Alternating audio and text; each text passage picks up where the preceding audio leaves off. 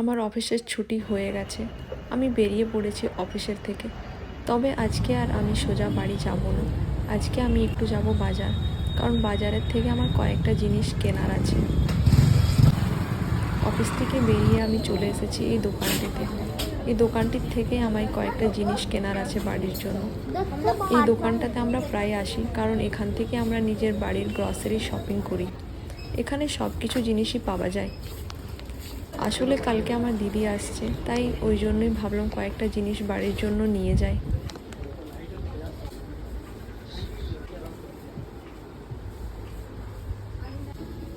আমার কেনাকাটা কমপ্লিট হয়ে গেছে, এবারে চলে এসেছি আমি বিলিং করানোর জন্য। আমার বিলিং কমপ্লিট হয়ে গেছে, এবারে জিনিসগুলো নিয়ে আমি চললাম বাড়ি। বাড়িতে এসে দেখি দুটো পার্সেল এসছে, একটা আছর থেকে আর একটা ফ্লিপকার্ট থেকে।